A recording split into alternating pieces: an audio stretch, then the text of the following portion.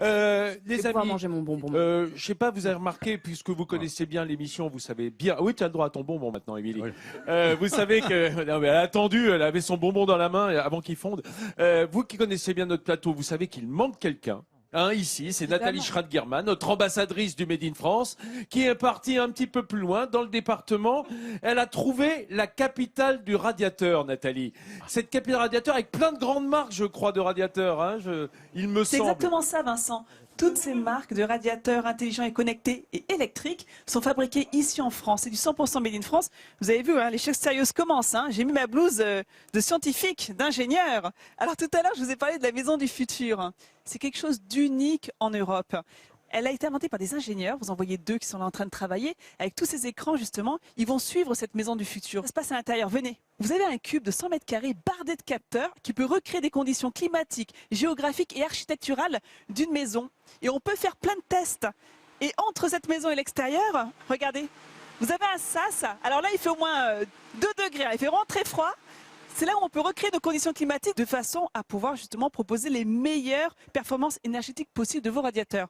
On continue la balade, c'est en bas. Alors là, il s'agit des tests. Et nous avons rendez-vous avec Thierry Soublet, qui est justement directeur de ce pôle de recherche et développement. Vous allez voir qu'en matière d'exigence énergétique et surtout de sécurité, là, on est au top niveau. Hein. Bonjour Thierry, vous allez bien ? Alors qu'est-ce qui se passe ici? Nous allons soumettre cet appareil à plus de 10 minutes d'arrosage et à l'issue de ce test, nous le soumettrons à un test très sévère électrique sous 3000 volts exactement. Ouh là là, non mais c'est important ça parce que on a tous des enfants, enfin ceux qui ont des enfants en bas âge qui jettent un verre d'eau sur le radiateur ou bien le radiateur dans la salle de bain. On n'a pas envie de se prendre un choc électrique. C'est l'objectif de cet essai. Nous avons également un test de résistance mécanique très impressionnant. Ah ben je vous suis. C'est vous qui allez faire le test. Le test consiste à lâcher un marteau de plus d'1 kilo sur un appareil, un de nos appareils en verre, en glace de verre. Et l'objectif, c'est de vérifier qu'il va résister à ce choc que vous allez réaliser. Vous avez peur que j'y arrive? Non, je suis sûr de moi. Bon, attention. Oh là là, ça fait un boucan monstre. En cas de rencontre d'un choc intempestif, l'appareil doit rester sûr en toutes circonstances. Il y a d'autres tests aussi, obligatoires? Alors maintenant, on va visiter une chambre des mécaniques des fluides.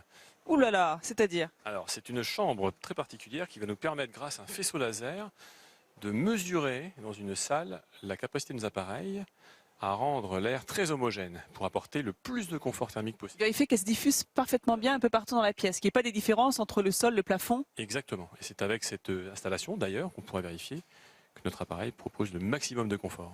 Alors maintenant, on va aller voir le recouvrement, c'est très spectaculaire. Eh ben, je vous suis, une fois de plus. Ah, ouh là là, sous tension et c'est en cours.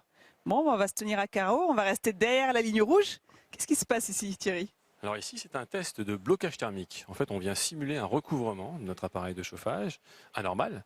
Et ça va nous permettre de vérifier que malgré ces conditions anormales, ce test reste sûr et que l'appareil reste sûr malgré ces conditions très sévères. Non mais là, ce test, il est très important. Qui n'a jamais fait sécher ses sous-vêtements sur le radiateur? Hein? Ou bien même les habits tout court, ou bien laisser une couverture, ou pire, un manteau? Tout à fait, c'est exactement pour ça que ce test a été inventé et qui nous permet de garantir la sécurité du produit. Eh ben voilà, cette entreprise, ça fait 60 ans qu'elle mise sur l'innovation et notamment pour votre sécurité à vous, mesdames et messieurs.